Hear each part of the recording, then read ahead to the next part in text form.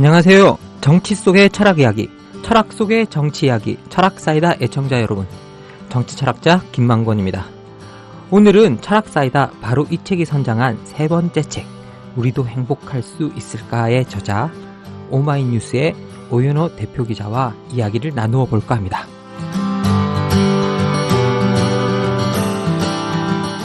당연히 제 옆에는 오연호 대표 기자님이 와 계십니다. 예, 안녕하세요, 선생님. 네, 반갑습니다.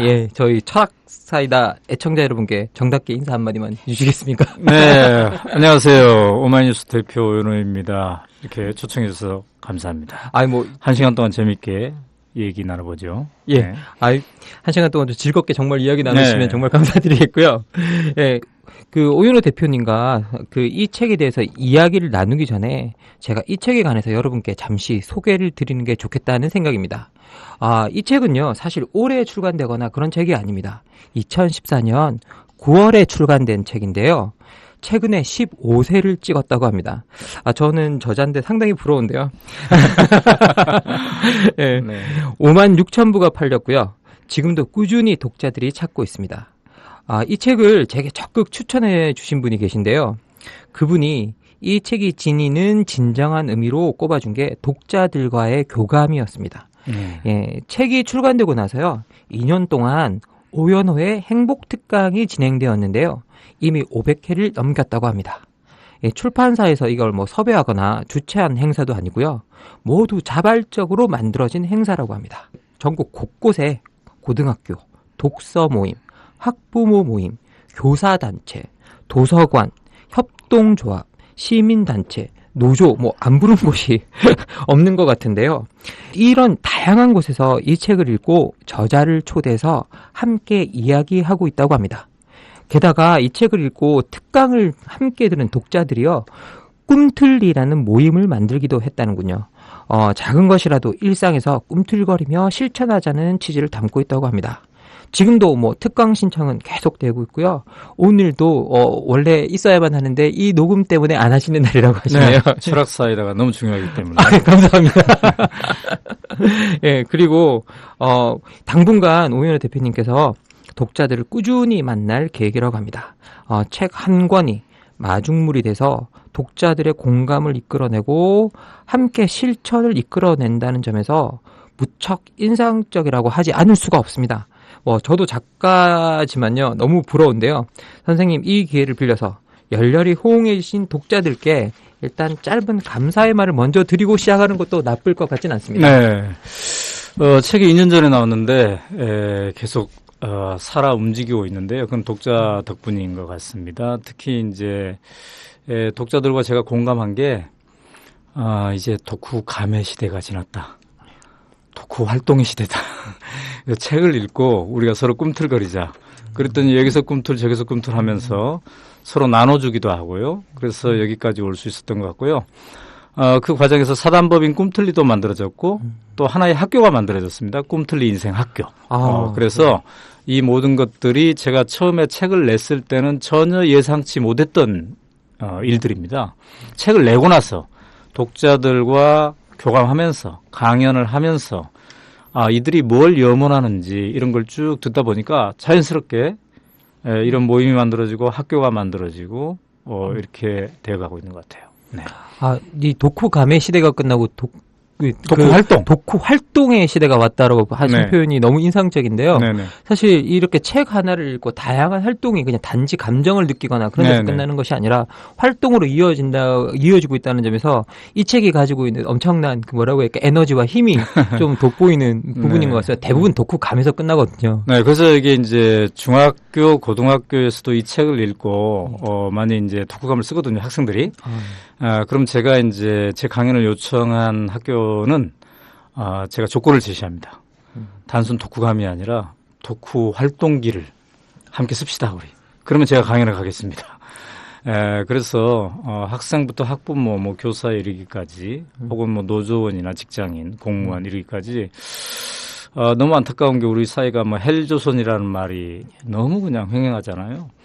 이걸 그럼 어떻게 바꿔볼 것인가? 어떻게 우리가 꿈틀거릴 것인가?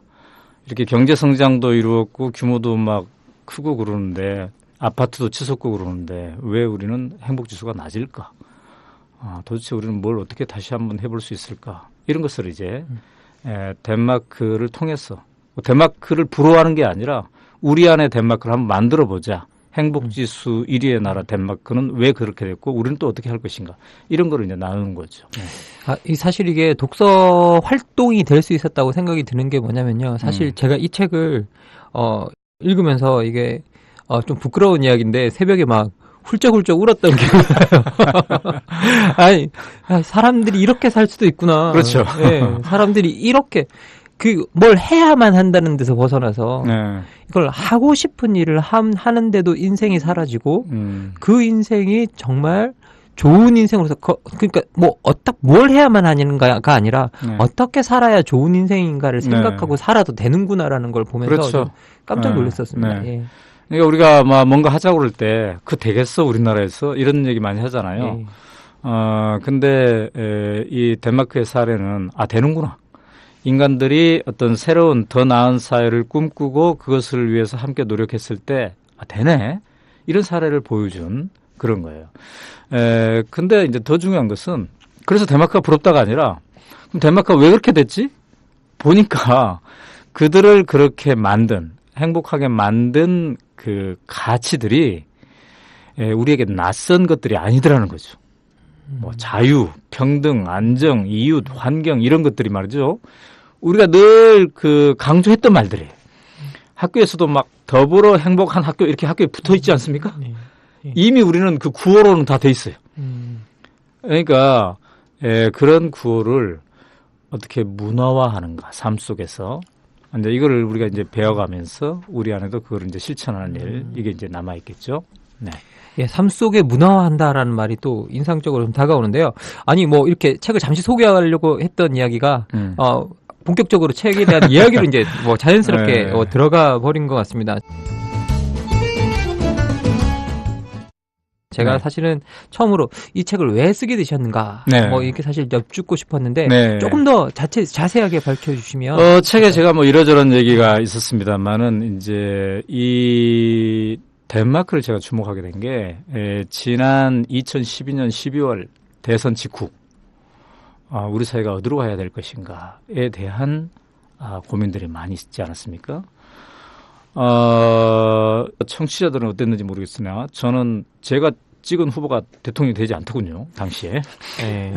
그래서 아마 이 안에 녹음실에 있는 사람이 찍은 후보가 절대 안 됐을 거예요. 저는 이제 오마이 TV로 이걸 생중계를 해야 되는데 개표의 결과를 대선 개표 결과를 TV 생중계해야 되니까 제가 이제 상당히 표정 중립으로 해야 되지 않겠습니까? 근데 오마이 TV 그 댓글에 수많은 독자들이 막 울음 폭포를 만들어내는 거예요. 눈물을. 이 나라 어떡하나, 5년 동안 어떻게 살지, 나 이민 갈 수 없을까, 이런 등등등. 그래서 제가 그때 그런 생각이 들었어요. 큰일 났구나. 우리가 이 집단 우울증에 걸리게 생겼구나. 이거를 무슨 치료제로 이걸 치료할 수 있을까, 과연 우리가. 그러면서 제가 이제 생각했던 게, 그런데 대통령 한 명 바꾸면 좋은 사회가 되나? 우리가 영원하는 사회가 되나?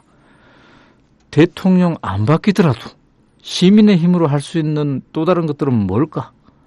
우리가 대통령도 바꿔보고 막 그랬는데 왜 이 헬조선이라는 말이 계속적으로 되는 것일까? 과연 덴마크라는 나라는 행복지수 1위를 하는데 어떻게 해서 그렇게 됐을까? 이런 거를 한번 규명해보고 싶었어요. 그러니까 우리의 그 어떤 집단 우울증을 좀 치료하는 뭐를 만들고 싶었어요. 근데 그보다 더 솔직하게는 저도 지쳐 있었어요. 저희가 지쳐 있어가지고 일단 제가 좀 쉬면서 좀 이렇게 힐링을 받아야 되겠다. 근데 이왕 쉴까? 세계에서 가장 행복한 나라에 한번 가서 좀 배워보자. 곁눈질이라도 좀 해보자. 그렇게 해서 시작된 거예요.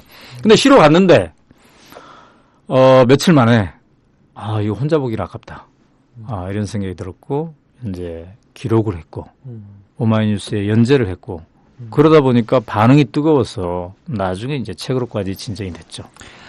예, 사실 제가 가르치고 있는 수업에 덴마크에서 온 친구 하나 있어요. 아, 그래요? 예. 네. 사이먼이라는 친구가 있는데 그 친구 볼 때 저는 첫 시간부터 깜짝 놀랐던 게 항상 웃고 있어요. 약간. 네. 늘 웃고 있고 방글방글 웃고 있고 네. 특별하게 좋은 일이 없는 것 같은데도 늘 표정이 애가 너무 밝고 그래가지고 제가 한번 제가 이번 학기에 듣고 있는데 제가 저번 주에 이 책도 사실은 뭐 이렇게 예정이 돼 있고 그래서 네. 너 뭐가 그렇게 좋아서 맨날 웃냐? 내가 그랬더니 하는 말이 아니 내가 좋아서 하고 있는 일을 하고니까 웃고 있지. 네, 그렇죠. 네, 그렇게 얘기를 하더라고요. 제가 이제 이 책을 낸 다음에 이 책을 읽고 진짜 덴마크 그렇게 행복한 게 맞아? 내 눈으로 직접 한번 보고 싶다. 이런 독자들이 있었어요. 그래서 작년 5월부터 이제 30명씩 모집을 해가지고 덴마크로 갔습니다, 우리가. 그래서 여행사가 되고. 그러니까 제가 졸지에 오마이스 사장에서 여행 가이드가 됐어요. 예. 그래서 30명씩 모여서 가는데 그 사람들이 가면 첫 번째로 가는 데가 학교들이에요, 학교들. 초등학교, 중학교, 고등학교 막 쭉 돌아보는데 이틀만 딱 지나면 이분들이 행복한 사회 맞네 그래요. 왜 그러느냐? 초등학생들의 표정이 중학생이 되어서도 고등학생이 되어서도 유지된다는 거죠. 초등학교 때 밝고 명랑하고 말을 잘했던 이 표정이 중학생이 되어서도 고등학생 때까지 유지된다. 우리는 대체로 초등학교 저학년 때까지는 표정이 좋아요. 아, 그래요? 그러니까 초등학교 고학년이 되면 이제 표정이 서서히 어두워지기 시작합니다. 왜냐하면 산수 시험에서 80점 맞아갔는데 엄마가 물어보거든요. 80점이나 맞았단 말이야. 진짜 잘했다가 아니라 엄마가 물어봐. 100점은 몇 명이냐. 근데 이때부터 이제 세상이 만만치 않다는 걸 알기 시작하죠.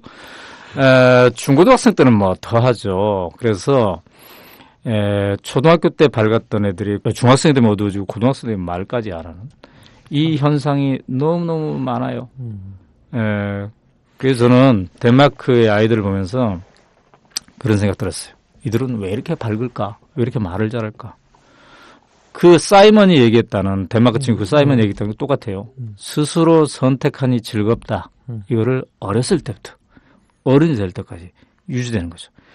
사실 우리는 초등학교 저학년 때 유치원 때는 스스로 선택하니 즐겁다를 막 하는데 중학생 때만 되면 학원 가야 되지 어디 가야 되지 자꾸 이렇게 억지로 스스로 선택하지 않고 주어진 일만. 한 초등학생이 일기에 이렇게 썼어요. 저는 제가 살고 있는 게 아닙니다. 우리 엄마가 살고 있습니다. 네.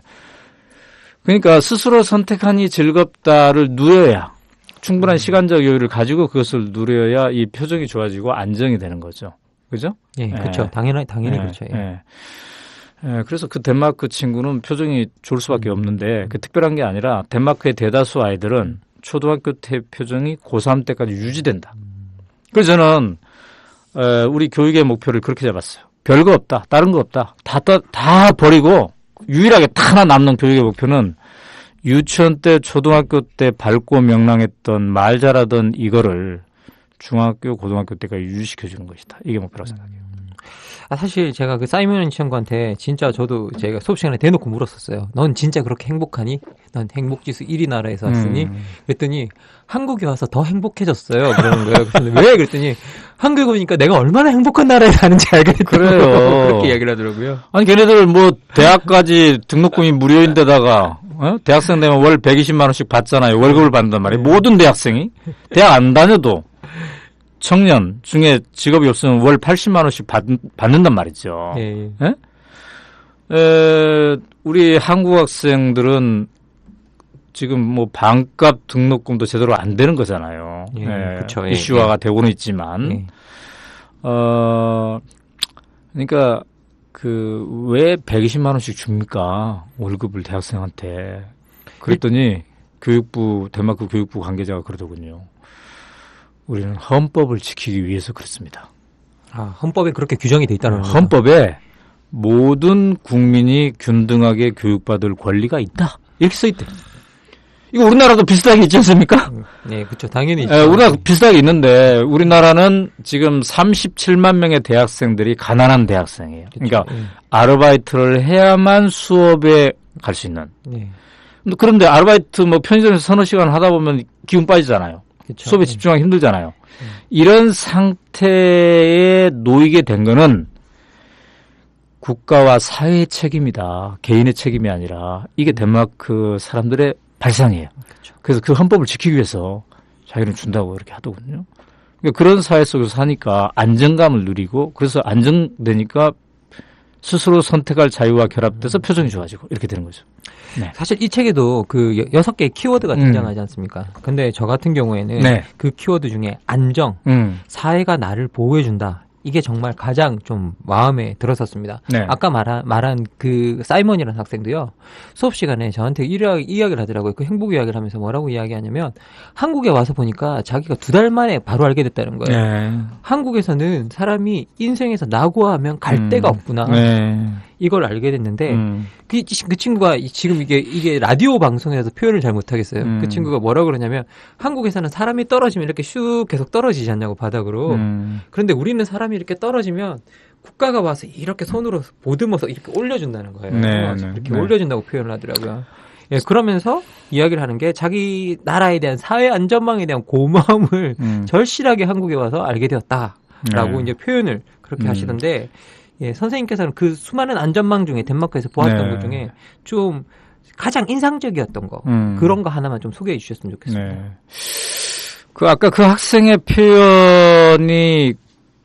표현을 들으니까 제가 덴마크에서 만났던 여러 사람들이 동일하게 했던 얘기가 생각났네요. 그들이 그렇게 얘기하더군요.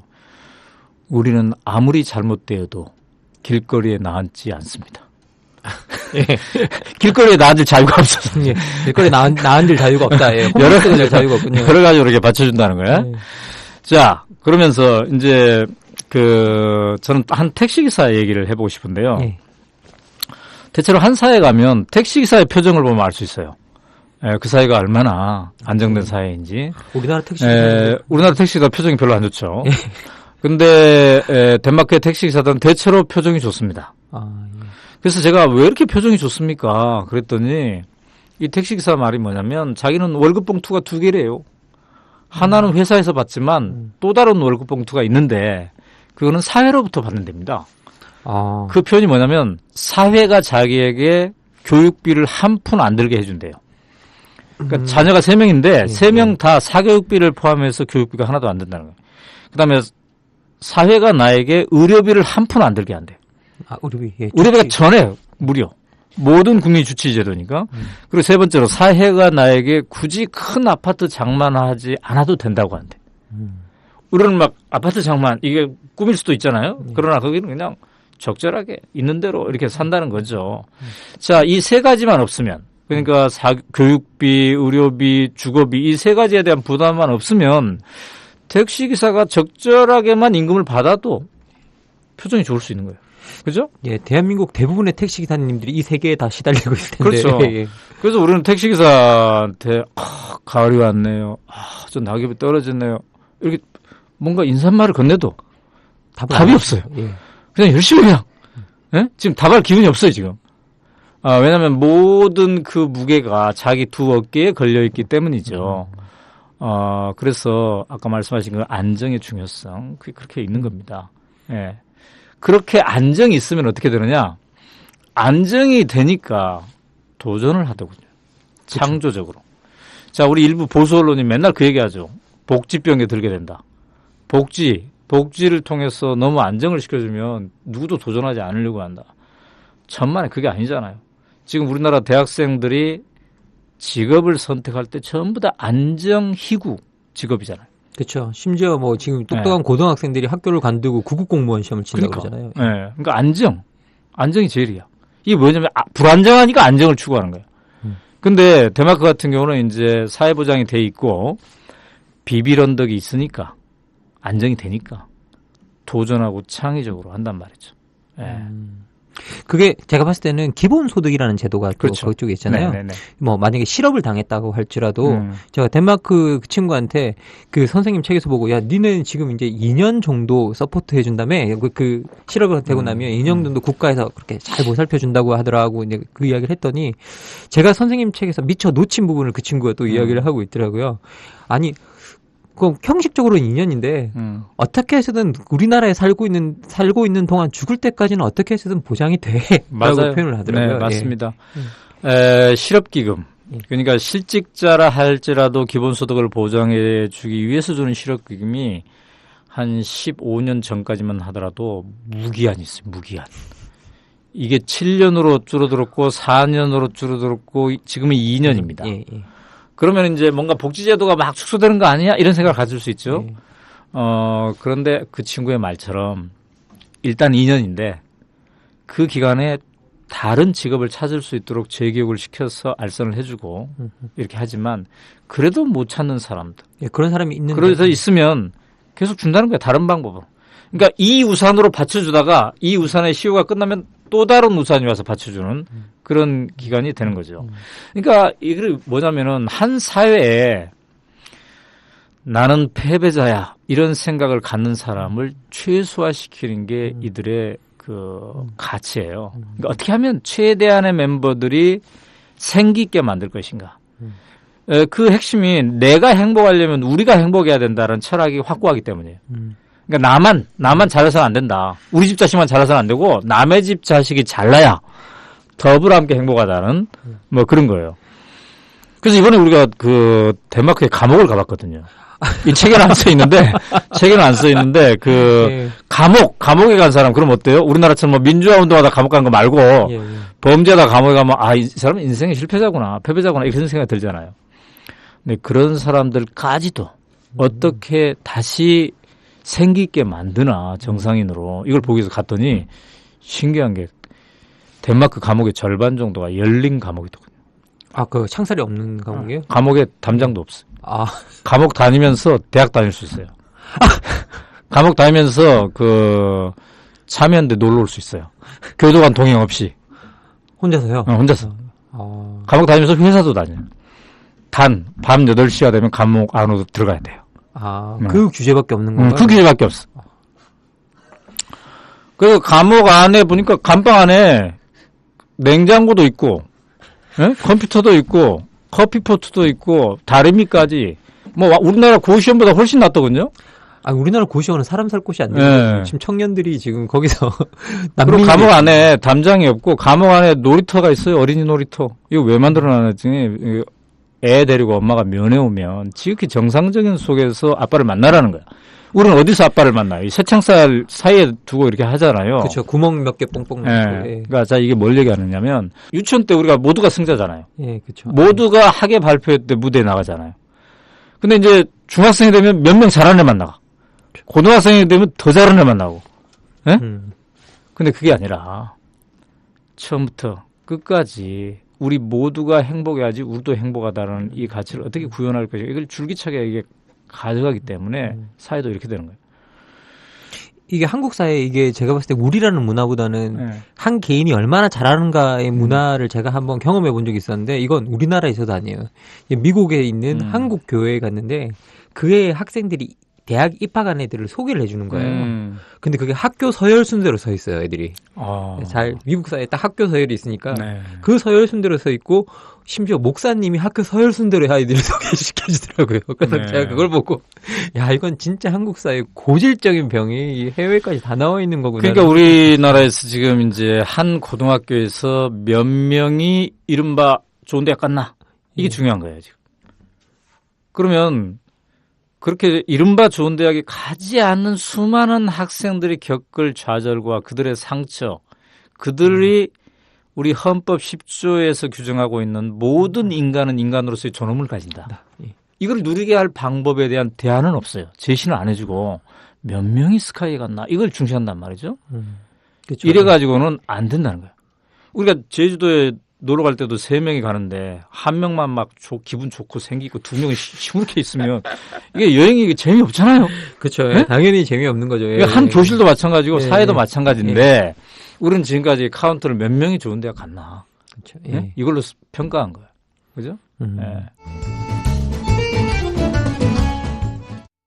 이때까지는 우리가 주로 학교에 대해 학교와 네. 그리고 학생들의 안정성과 뭐 이런 것들에 대해서 좀 초점을 맞춰서 이야기를 해봤는데요. 네. 이번에는 좀 직장 문화로 좀 옮겨가 봤으면 좋겠어요. 근데 그게 똑같아요. 예, 예. 그러니까 학교에서 교실에서 어떻게 하면 90% 이상을 승자로 만들 것인가. 예.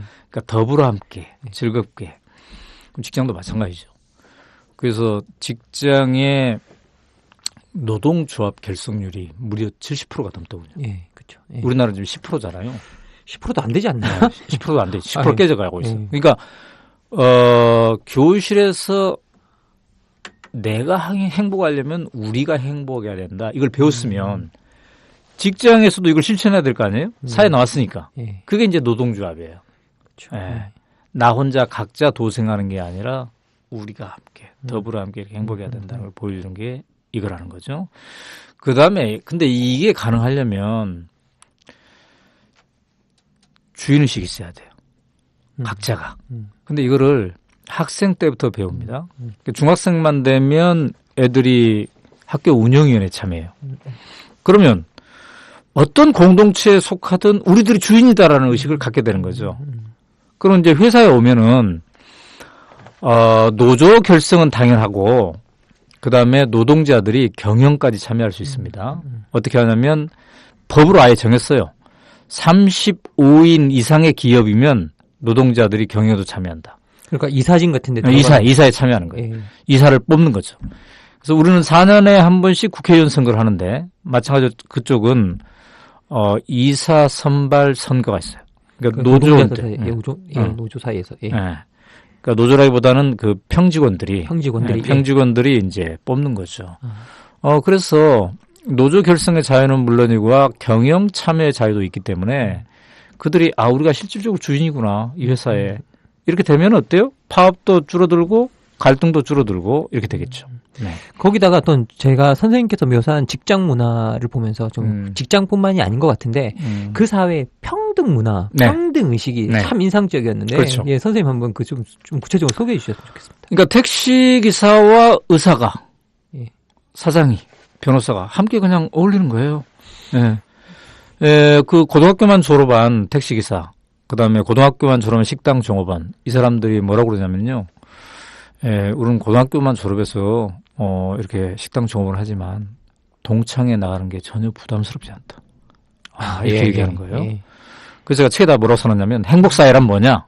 학생 때는 교실에 들어가는 게 부담스럽지 않고 어른이 되어서는 동창회 나가는 게 부담스럽지 않다. 의사에 대한 호칭이요. 의사 선생님이라는 호칭이 없습니다. 우리나라에는 그거 안 그냥 의사가 김씨면 김씨 아저씨예요 그냥. 네? 그만큼 이렇게 네가 의사야? 그래서 막 폼 잡고 이게 아니라는 거죠. 그러니까 직업 문화에서의 이 평등이 이렇게 되어 있는 거고요. 자, 이거는 세금 제도를 통한 부의 재분배 이 기능을 확실하게 하기 때문이기도 합니다. 그러니까 의사는 돈을 좀 더 많이 벌겠죠. 택시기사는 덜 받고 그러나 의사의 세금은 한 56% 정도 되고 택시기사의 세금은 한 30% 정도 되기 때문에 둘이 서로 번 돈을 세금 다 제하고 나면 그 갭이 그리 크지 않아요. 네. 그리고 사회보장제도가 잘 되어 있기 때문에 또 이게 가능한 거죠. 아니 그런데 우리가 여기서 이 세금이 56%라는 이야기가 나왔으니까 여기서 또 하나 질문하게 되는 건 그렇게 높은 세금을 낸다 그러면 많은 사람들이 사실은 불만을 갖게 마련이고 뭐 어떤 사회는 폭동이 일어날지도 모른다는 생각이 좀 드는데 대한민국에 폭동이 일어나죠. 저도 사실은 그렇게 말하고 싶진 않았는데 어쨌든 그 56%라는 세금을 감당하면서 그렇게까지 내는 이유는 덴마크 사람들은 뭔가요? 그러면 첫째, 내가 혜택을 받아봤으니까 내는 거예요. 자신이 그 수혜자였기 때문에. 그렇죠. 그러니까 자기가 대학 다닐 때까지 무료로 다녔고, 그다음에 대학 다닐 때는 120만 원씩 월급을 받고 다녔어요. 그 정도로 하셨으면 내가 나중에 잘 되면 나도 이렇게 내야 되겠구나 이 생각이 들죠. 그다음에 또 하나는 그러니까 이게 지속적인 교육의 효과인데요. 유치원 때부터 초등학교 때부터 중고등학교 이르기까지 늘 내가 행복하려면 우리가 행복해야 된다. 아니 길거리에 앉은 사람들이 막 있는데 서울역에 저렇게 노숙자가 이렇게 많은 사회 이런 사회에서 우리가 행복할 수 없다는 거예요. 그래서 많은 사람들에게 나 질문했을 때 제가 돈을 좀 많이 벌어서 세금을 더 많이 내서 길거리에 앉은 사람이 없어지고 좀 더 그들의 근심이 사라지고 그러면 참 좋지 않습니까? 이렇게 저한테 물어요. 사실 근데 그렇게 말하기가 참 쉽지 않다는 생각이 드는 게 뭐냐면요. 제가 이제 그 유명한 표현이 있지 않습니까? 사다리 걷어차기라는. 네, 네, 네. 자기는 사다리로 올라가고 난 다음에 남이 올라오려고 그러면 그 사다리를 걷어차는 현상들이 네. 이제 일어나는데 실제 미국 같은 경우에는 이 소수자 우대 정책을 통해서 성장한 많은 소수족의 엘리트들이 이야기하는 게 뭐냐? 아니, 난 내가 이때까지 내가 노력해서 올라왔는데, 내가 노력했는데 이 정책 때문에 내 노력이 삐빠락이 된다.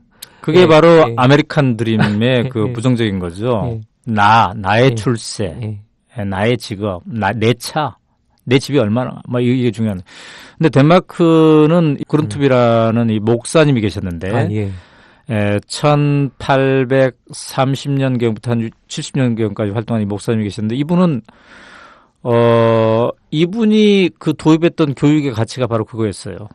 우리가 행복해야 된다. 우리가 함께 깨어나야 된다.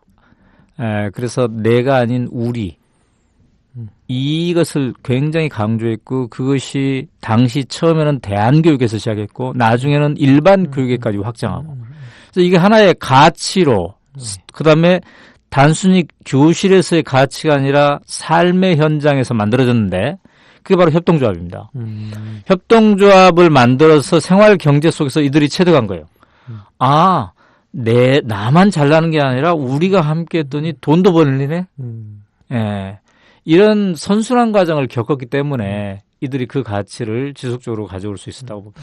저도 미국에서 저 유학생들을 통해 들었는데 덴마크 사람은 두 사람만 마주 앉으면 협동조합을 만든다. 맞아요. 우리나라는 한 5, 6년 전에 협동조합법 만들었죠. 덴마크는 신기하게 협동조합의 역사가 110년도 넘는데 전 국민의 한 50% 정도가 협동조합에 가입돼 있는데 정작 협동조합법이 없어요. 법 없이 그냥 사람들끼리 자기들끼리 그러면 자체 룰을 만들어서 협동조합을. 그 우리 동창회랑 똑같아요. 동창회.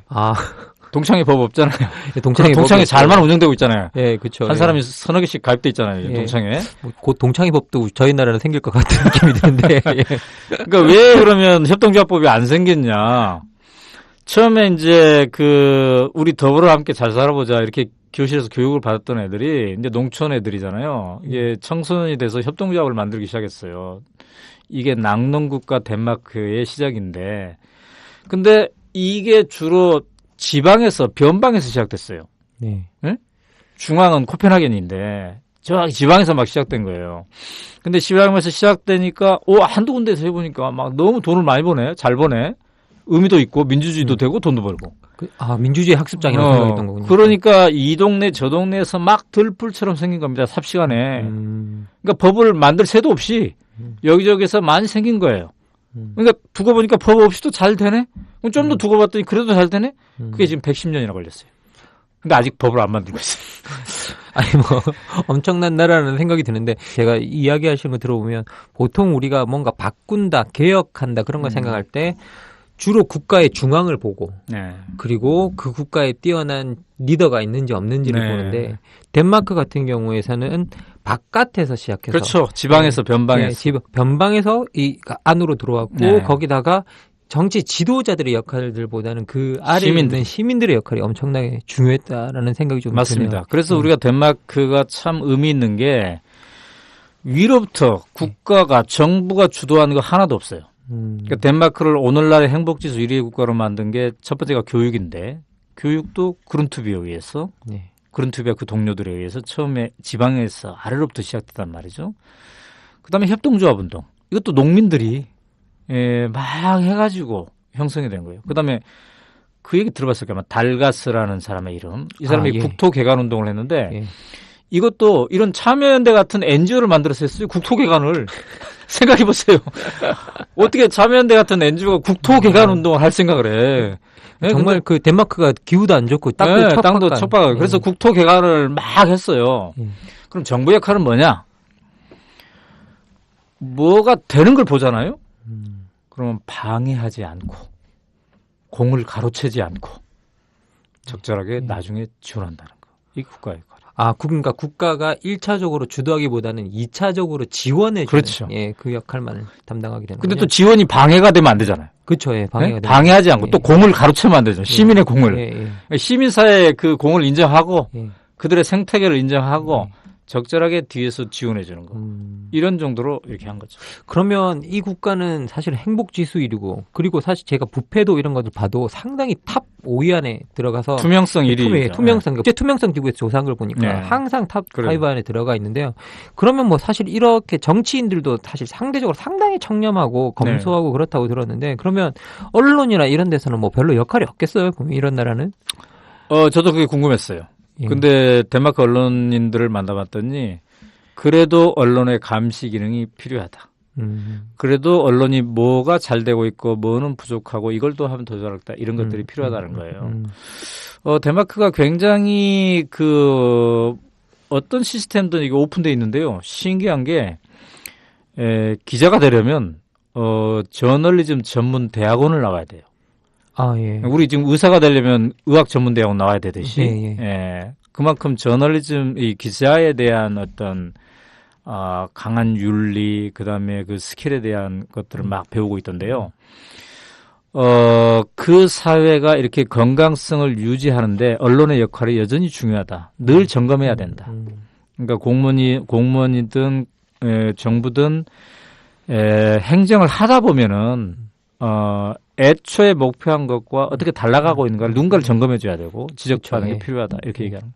그러니까 사실 저도 미국에서 몇몇 알고 있었던 덴마크 친구들이 있긴 있었는데, 그 친구들이랑 이야기해보면 표현의 자유, 언론의 자유, 네. 이것들을 너무나 강조하더라고요. 수업 그럼요. 시간에 놓칠 수 없는 가치처럼. 부러운 게 있어요. 예. 덴마크의 주요 방송도 이제 국가에서 지원을 받습니다. 예. 우리 KBS나 MBC도 국가에서 어느 정도 저거 하죠. 근데 아무런 간섭이 없다는 거. 아, 우리는 뭐. 지원하되 예. 전혀 간섭하지 않는다. 예. 이게 정말 부러워요. 예. 저도 그런 거 있으면 오마이뉴스의 이 체제를 좀 바꿔보고 싶어요. 정부 지원을 받는 거고요. 그러니까 지원하되 전혀 간섭하지 않는다. 예. 이게 된다면. 예. 그죠? 그렇죠. 제가 얼마나 지금 고생하고 있는지 아세요? 이 110명의 월급을 매달 25일 날 월급 줘야 되는데. 근데 기적적으로 한 번도 이렇게 네? 못 주신 적은 없다고 제가 듣는 것 같은데요. 그렇죠. 다행인데요. 우리 독자들이 도와주셔서 다행인데. 어쨌든, 사실 이게 제대로 된 언론의 구조를 만드는 게 굉장히 중요합니다. 지금 이제 공산주의 모델이 있죠. 언론. 예. 이거 전부 다 당국이 알아서 다 돈 내는 거고. 자본주의 모델은 이게 광고주가. 그렇죠. 이렇게 하는 거잖아요. 근데 덴마크 모델은 뭐냐 그러면 정부가 지원을 일정해. 네? 예. 근데 하나도 간섭 안 해. 제가 지금 시민사회 모델을 만들 때 정부가 시민사회 지원하는데 하나도 간섭 안 나는 모델. 네. 이런 게 제가 되게 중요하다고 그러니까. 생각하는데요. 예. 상당히 괜찮은 모델이에요. 예. 일단 제가 부러워하는 모델이에요. 일단 한 해 예산만 딱 정해놓고 거기 돈을 떼준 다음에는 아무것도 하지 않는. 아무것도 하죠. 예. 사실 그런 것들이 언론의 투명성을 만드는 것 같고요. 그 실제 저도 이렇게 전 정치 철학을 하다 보니까 이 여러 철학자들이 이야기하는 걸 들어보는데, 한나 아렌트가 뭐라 그러냐면 정치는 설득의 영역이라 진실의 영역은 아니라는 거예요. 진실은 학교와 언론이 담당해줘야 되고, 정치가 그래서 부패하지 않으려면 언론과 학교가 그 역할을 해줘야 된다라고 이야기를 하거든요. 근데 그 역할을 인정하는 거죠. 그렇죠. 예. 그들의 존재가 필요하다는 걸 한 예. 사회가 인정해줘야 되고 덴마크는 그거를 인정하고 있는 거예요. 예. 그리고 왜 정부가 언론을 지원하냐면 당연히 언론이 공적인 영역인데 세금을 받아서 정부가 예산을 갖고 있는 거잖아요. 그 지원하는 건 당연하다고 이 사람은 생각하는 거예요.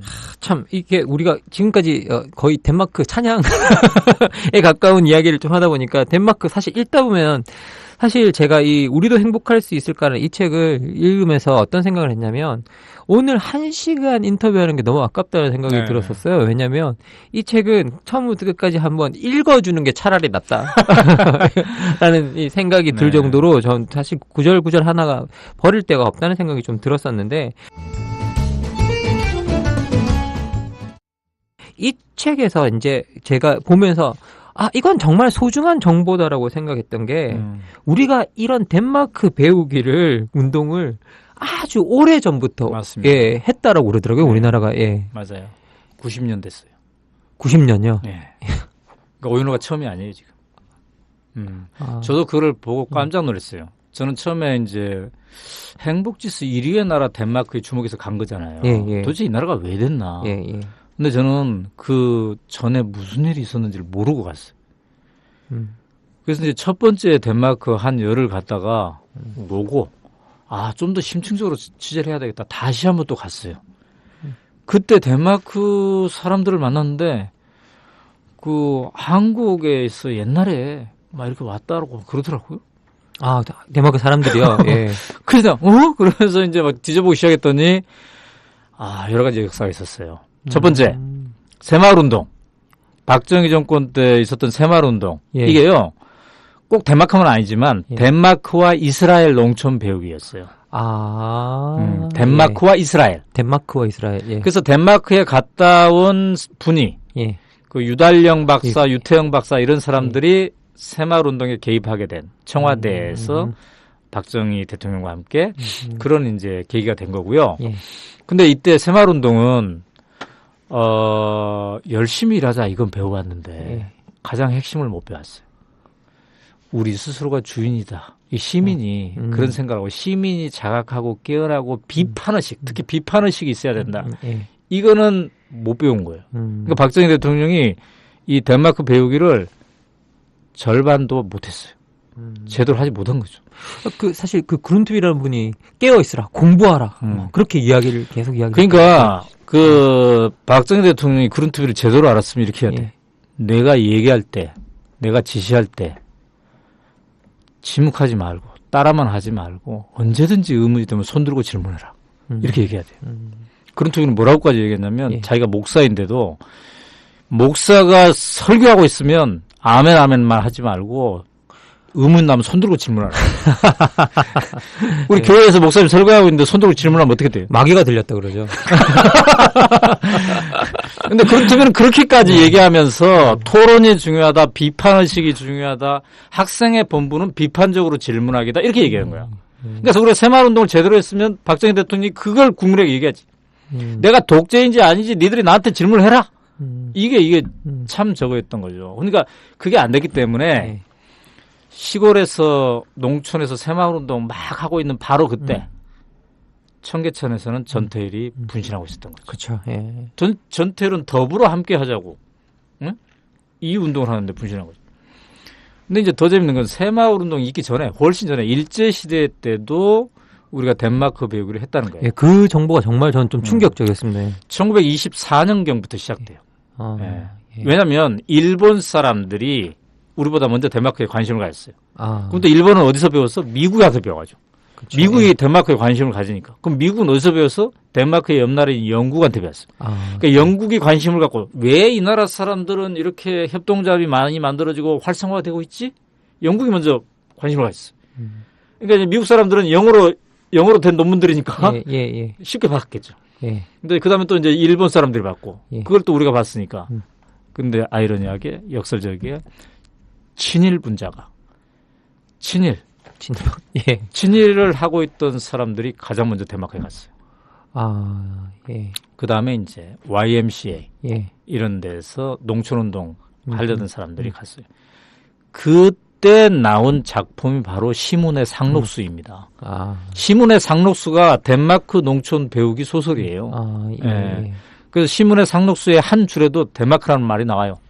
근데 그때는 덴마크라는 말 대신에 표현을 덴마크를 한자를 써서 정말이라고 썼어요. 정말. 예. 그렇기 때문에 어쨌든 그런 흐름이 있었는데 그분들이 일제 말기에 일제가 더 막 탄압하기 시작했잖아요. 예.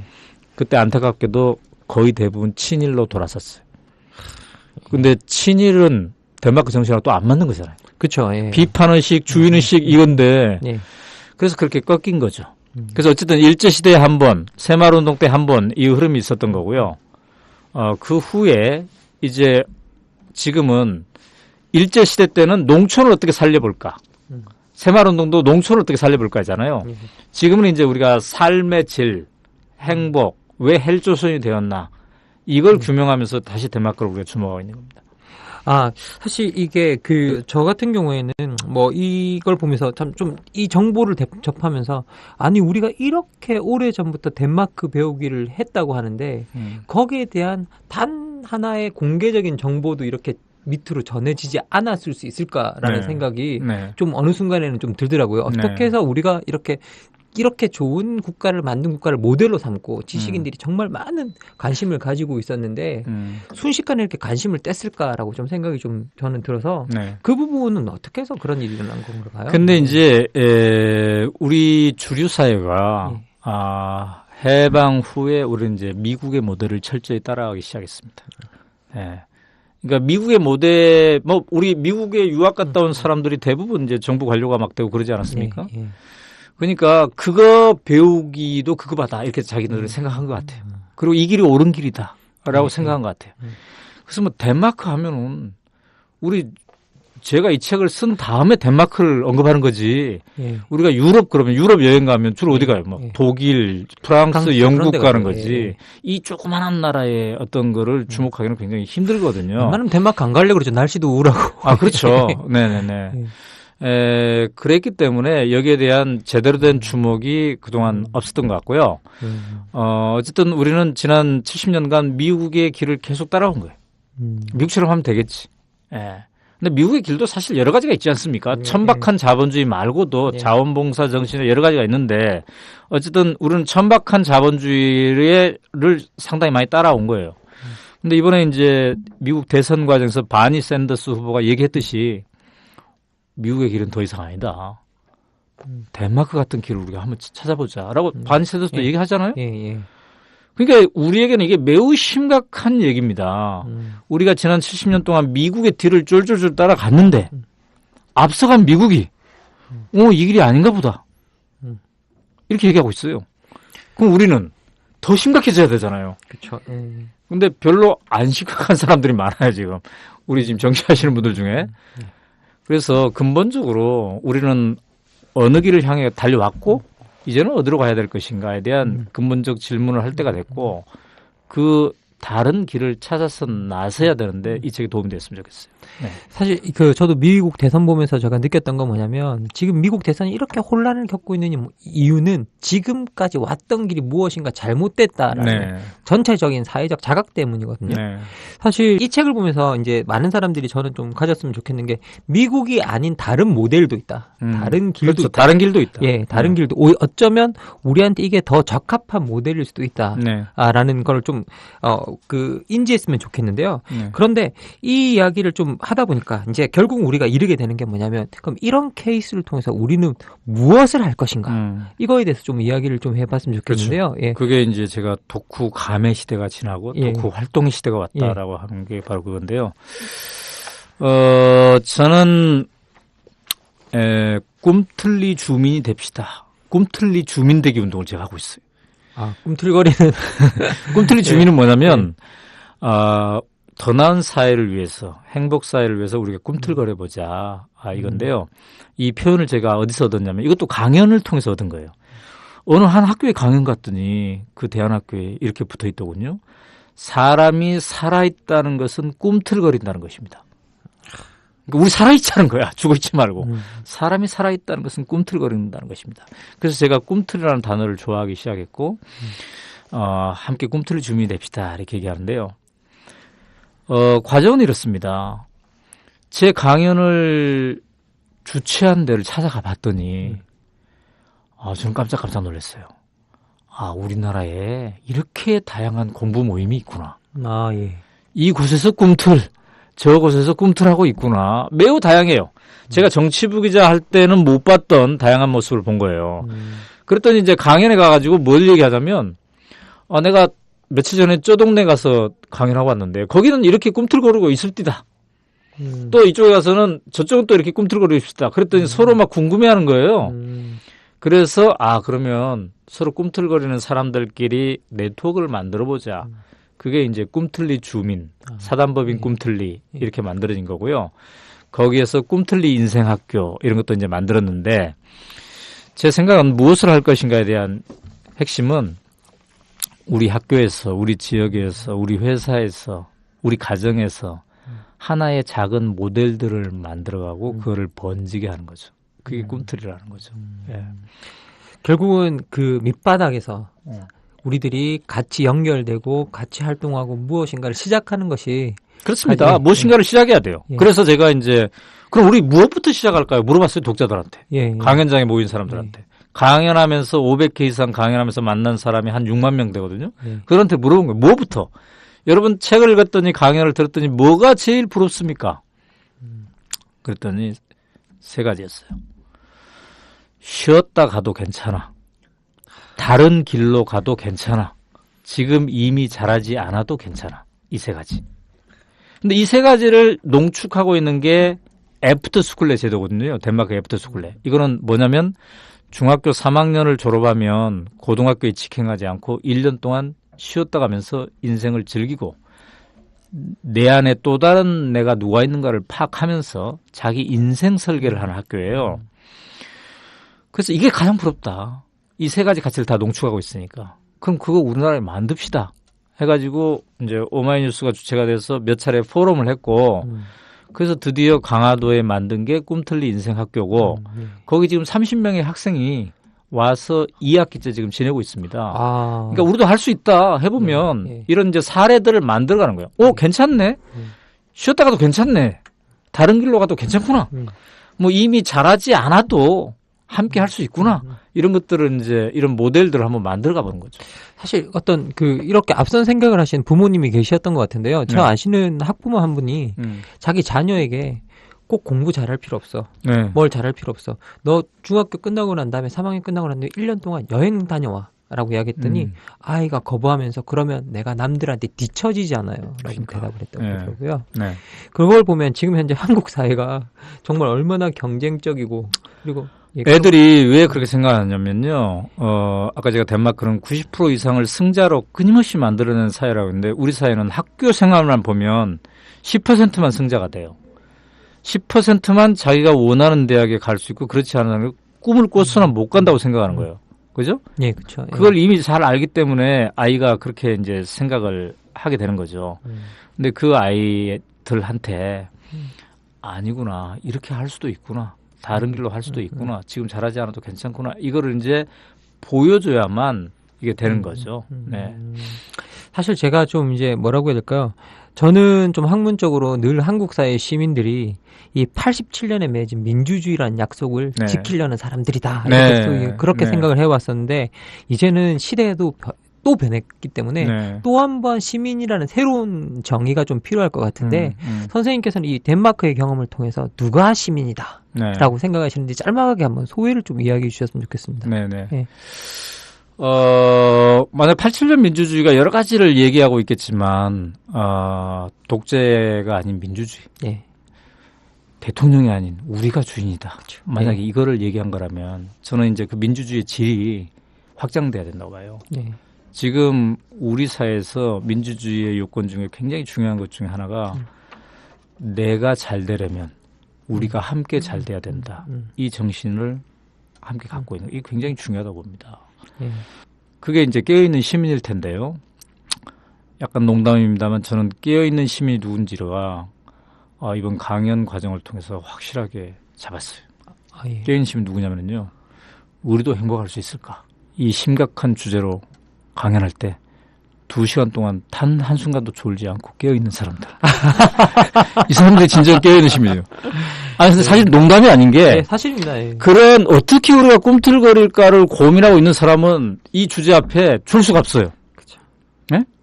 근데, 조는 사람은 누구냐면요. 스스로 선택하니 즐겁지 않은 사람이야. 그걸 못 느끼는 사람. 그러니까 막 교사 연수 이런 거 있잖아요. 네? 예, 예. 50명 모였어. 교장 선생님 모여라. 3시에 해가지고 딱 50명 모였어. 그럼 반드시 10명 정도는 졸고 있어요. 이분들은 왜 조느냐? 아니, 언제는 핀란드 교육에 대한 공부시키다가 우리 핀란드 교육 하지도 않았는데 이제 또 왜 덴마크 교육이냐? 이런 반발 심리가 당연히 있잖아요. 예, 예. 근데 그런 거 다 내려놓고 맞아. 우리 아이가 지금 초등학교 다니는데 이 아이가 너무너무 귀여운 거야. 막 밝고 명랑하고 말을 잘하고. 근데 얘가 중학교, 고등학교도 가가지고 어두지면 어떡하지? 고등학교 때도 이걸 유지시켜주면 좋겠는데. 이런 마음을 갖고 있는, 이 사랑의 마음을 갖고 있는, 일이 아니라, 이 사랑의 마음을 갖고 있는 학부모들을 대상으로 강연을 하면은요, 좋을 수가 없어, 이거. 좋을 수가 없어. 그래서 저는, 근데 문제는 이 학부모들이, 그래, 내 자식을 그렇게 만들어야 돼. 이걸 넘어서서, 내 자식이 그렇게 되려면 우리의 자식이. 우리의 자식이 돼야 되죠. 예, 우리의 자식이. 그러니까 어디 밖에 나가가지고 터지고 왔어요. 얻어 터지고 왔어. 예. 그럼 내 자식을 태권도 도장에 데려가는 게 문제 해결이 아니라는 거죠. 그쵸. 예. 그러니까 우리가 함께 갈등을 해결하고 행복하게 할 수 있는 그 방법이 뭐냐는 거예요. 뭐 저도 사실은 이제 7개월 된 꼬마가 하나 있는데 그 애를 생각할 때마다 생각하는 게 뭐냐면 이게 좀 양보해도 좀 남들한테 양보해도 괜찮고 좀 뭐라고 해야 돼요. 남들 배려해도 내가 뭘 잃을까를 고민하지 않아도 되는 그런 아이로 키우고 싶은데 이건 내 아이만을 그렇게 키운다고 해결되는 문제는 절대 그렇죠. 그 예, 문화가 아니라고. 바뀌어야 되죠. 예, 그 문화 자체가 바뀌어야 네. 되는 것들이 정말 중요한 것 같습니다. 예, 선생님 그런데 말씀은. 우리 안에도 그렇게 문화를 바꿔가는 사람들이 이제 생기는 거예요. 예, 사실은 그 진보 교육감들이 와서 하고 있는 혁신 학교가 그런 거 하자는 거거든요. 예, 사실 그렇죠. 예. 9월호는 이미 다 돼 있어요. 그러니까 이제 혁신 학교에서 실제로 그럼 그렇게 되는가? 이게 이제 문제가 될 수 있겠죠. 예. 그래서 선생님께 그냥 뭐 마지막으로 두 가지 좀 질문을 한번 해보려고 합니다. 첫 번째는 뭐냐면, 선생님 개인적으로 덴마크에 다녀오신 다음에 변화가 있다면, 뭐 어떤 것인지 좀 풀어 넣어 주시면 좋겠습니다. 잠시. 네. 개인적으로는 그 일과 쉼을 의도적으로 좀 좋아하려고 합니다. 전에 기자 오연호 했으면 덴마크에 가면 바로 그날 기사를 씁니다. 예. 근데 제가 지금 덴마크를 8번 갔다 왔는데요. 한 번도 안 썼습니다. 덴마크에서는 안 썼다는 얘기죠. 덴마크에서는. 예. 갔다 와서 이제 쓰고 싶을 때 이렇게 쓰는 거고, 그 다음에 이제 고민 중에 하나가 오마이뉴스를 어떻게 행복한 회사로 만들 것인가. 이게 이제 예. 고민이죠. 예. 그래서 우리 직원들이 뭐, 상상하시겠지만 KBS보다는 월급이 적지 않겠습니까? 그렇죠. 예. 당연하죠. 그러나 KBS보다는 훨씬 자기 마음대로 기사를 쓰고 휴가도 제때 갈 수 있고 8시간 노동을 제대로 지키고 그럴 수 있는 이게 회사로 만들기 위해서 노력하고 있고요. 그다음에 내가 즐거운가? 나는 지금 하고 싶은 걸 하고 있는가? 이걸 늘 생각을 하면서 즐겁기 때문에 하려고 이렇게 노력하고 있죠. 사실 뭐 이 선생님 이야기 들으면서 저는 참 많은 생각이 듭니다. 최근에 저 같은 경우에는 전 이번 주에 사실 한 7시간밖에 못 잤거든요. 거의 하루에 한 주예요? 예, 그러시면 안 됩니다. 저 한두 시간씩 매일 이렇게 자고 버티고 다니는데 네. 수업 시간에 그 덴마크 친구랑 이야기하다가 제가 그랬어요. 내가 왜 이렇게 사는지 무언가 좋아하는 걸 했다고 생각했는데 이렇게 네. 너무 스케줄이 바쁘다 보니 네. 뭔가 왜 사는지를 잘 모르겠다라는 네. 생각이 든다라는 좀 생각이 든다고 이야기를 했었는데 뭔가 이 여유가 있는 삶을 만드는 것들이 네. 정말 중요한 것 같다는 생각이 좀 예, 듭니다. 템포가 중요하죠. 예. 그러니까 일을 할 때 하더라도 예. 쉴 때는 또 확실하게 쉬어주는. 예. 정말 그 쉬는 날이 하루라도 좀 있었으면 좋겠다는 생각이 좀 들고요. 어쨌든 선생님 뭐 마지막으로 하고 싶으신데 하시지 네. 못한 말씀이 있다면 좀 해주십시오. 네. 예. 아까 제가 이제 꿈틀리 이 인생학교 얘기를 했는데요. 이 학교는 지금 강화도에 있고 30명의 학생들이 있는데 제 생각에는 이제 내년에 2기 학생들을 모집하잖아요. 그러면 정원이 훨씬 넘칠 것 같아요. 예. 그러니까 첫 번째 학교였는데 첫 해였는데도 30명 정원이 다 찼거든요. 그러면 이 학교에 오고 싶으나 오지 못하는 학생들이 있어요. 그래서 제 꿈이 뭐냐면 앞으로 5년 안에 이런 학교를 한 20개 만드는 거예요. 제가 만들겠다는 게 아니라 우리 사회에 그런 학교에 공감하는 교육자들에게 여러분도 만드십시오, 곳곳에. 10년 안에 한 100개가 만들어지고 그럼 이제 어떻게 됩니까? 쉬었다가도 괜찮구나. 다른 길로 가도 괜찮구나. 이게 문화화되는 이런 거라는 거죠. 그래서 저는 곳곳의 영역에서 이렇게 우리의 새로운 가치들을 문화화하는 거, 이 일들을 우리가 곳에 벌여야 되지 않을까 이런 생각입니다. 저도 꼭 동참하고 싶은데요. 네. 언젠가 뭐 제 꿈마도 커서 난 여기 가고 싶어요. 그래요. 예. 그런 선택의 자유가 있어야 돼요. 예. 지금은 우리나라 이거 하나밖에 없거든요. 예. 하나밖에 없기 때문에 선택의 자유가 없어요. 예, 그렇죠. 예. 그다음에 마지막으로 이 학교에 말이죠. 8월 달에 덴마크 학생이 한 명 왔어요. 신기한 예. 일이죠. 예. 예. 아니 덴마크는 애프터스쿨레가 150년의 역사를 갖고 있고 250개나 있는데 우리나라에는 첫 해이고 딱 하나밖에 없는데 왔어요. 음. 왜 왔냐면 덴마크 신문에 이런 학교가 생긴다고 보도가 됐기 때문에. 예. 그래서 이 친구가 그 기사를 보고 저한테 이메일을 보냈어요. 그래서 제가 답했죠. 우리는 너 한 명을 위해서 통역을 쓸 수 없다. 예. 근데 모든 수업은 한국말로 한다. 근데 괜찮다는 거야. 부모도 괜찮대요. 그래서 결국 왔어요. 예. 근데 첫날 얘가 우리 학생들 앞에서 나는 왜 한국에 왔나를 발표했는데 뭐라고 했냐면 나는 내 스스로를 내가 관리할 수 있는지 테스트해보고 싶었다. 근데 그 테스트를 문화적 충격이 가장 큰 나라에서 해보고 싶었다. 네. 그러면 얘는 왜 이렇게 겁없이 왔을까? 두려움 없이. 이게 왜 이렇게 왔냐면요.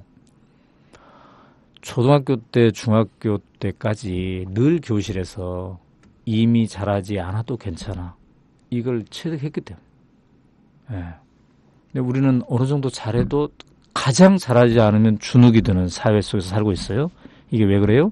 상위 10%만 행복한 승자가 될 수 있는 구조 속에서 교실에서 사회에서 늘 그렇게 했기 때문에 내가 아주 잘하면 그 길로 가지 그렇지 않으면 접어버리고 막 이렇게 되는 거죠. 그래서 우리가 나만 잘나는 것이 아니라 우리 모두가 안정 속에서 잘되게 하는 사회는 뭘 하게 할 수 있을까? 이걸 한번 고민해 볼 필요가 있는 거죠. 네. 오늘 너무 좋은 말씀을 많이 들어가지고요. 뭐 계속 이렇게 이야기를 하고 싶은데 아쉽게도 이제 좀 정리할 시간이 네. 된 것 같습니다. 인간이라면요, 그 누구라도 행복하길 바랄 것이라는 생각입니다. 아리스토텔레스는요, 공적 삶을 살아갈 때 우리가 가장 행복해질 수 있다라고 말했습니다. 우리도 행복할 수 있을까가 이 오연호 선생님의 책이 들여다본 국가 덴마크의 사람들은요, 자유와 평등을 체화함으로써 공적인 존재, 바로 깨어있는 시민이 됨으로써 행복을 찾아낸 것처럼 보입니다. 우리도 행복할 수 있을까? 행복은 주어지는 것이 아니라 찾아가는 것, 그리고 그것이 함께하는 삶에 있다는 것을 오늘의 대화를 통해서 절실히 느끼게 되었습니다. 사실 저는 뭐 중간에 한 차례 언급하기도 했는데요. 이 책을 읽는 동안에 막 눈물을 쏟기도 했습니다. 이 눈물 날 것 같은 행복한 삶이 남의 것만이 아닌 우리의 것으로 만들기 위해서 함께 좀 노력했으면 좋겠습니다. 행복해지기 위해 어떻게 살 것인가에 대해 이런 좋은 책을 써주시고 책에 담긴 좋은 이야기를 이 자리에서 나누어 주신 오연호 오마이뉴스 대표님께 진심으로 감사드립니다. 오늘 수고하셨습니다. 감사합니다. 감사합니다. 예. 안녕하세요. 아카데미 느티나무 강좌를 7년째 듣고 있는 70살 넘은 할머니 정애자예요. 저에게 아카데미 느티나무는 새로운 배움터입니다. 배움을 통해 행동하는 시민의 발걸음에 동참하고 있다는 것이 뿌듯하답니다. 즐거움과 나눔, 웃음과 실천이 있는 배움의 공간, 아카데미 느티나무에서 뵐 수 있기를 기대합니다. 참, 아카데미 느티나무는 참여연대 부설 시민교육기관입니다.